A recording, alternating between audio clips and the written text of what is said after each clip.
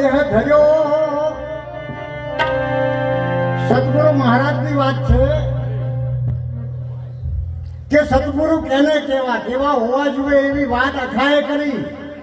આ વાત આપણે જો ઘેર બેસી જાય તો ઘણી સમજાય એવી છે આપણા કોમની. મહાપુરુષનો આ દેહ નથી. જવાનરામ બાપુએ આ બિયાલ ચોક કરી કે વ્યવહાર, પણ વ્યવહારમાં તો વર્તુળ બરાબર, પણ જ્ઞાનીઓની સભામાં આપણે હવે આ જે વાત કરી અખાએ કરી એવી વાત આપણે સમજવી. શું કીધું છે કે જ્ઞાન વૈરાગનો દેહ ધર્યો અને મય જોગ પરાનો જીવ. શેનો?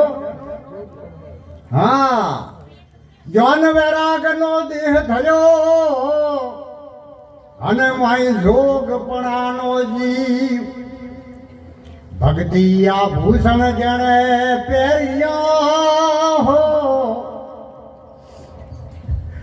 અને વાલો સેવક બન્યા છે રે શિવ કાગળ સતગુરુ.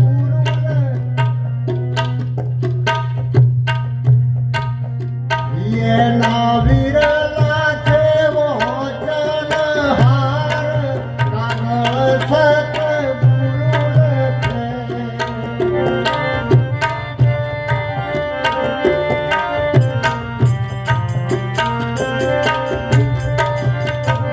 મહાપુરુષોએ આવી એક વાત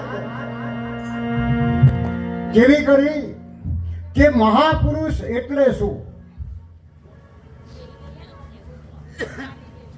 લુવાર કને લોઢાનો ટુકડો લઈ અને ઘડામાં જઈએ ને કે દાંતેડું ઘડવું છે તો લવારને એ લોઢાના ટુકડામાં દાંતેડું દેખાય, અને જો એને એ દાંતેડું ભળાય નહીં તો કદીએ ઘડાય. જો ભળાય જ નહીં ટુકડામાં તો એ કોઈ દાડો ઘડાય. એમ મહાપુરુષો આગળ જવાથી મહાપુરુષો એક સેવક બની અને સેવકનું કામ કરે. મહાપુરુષોએ એવું કીધું છે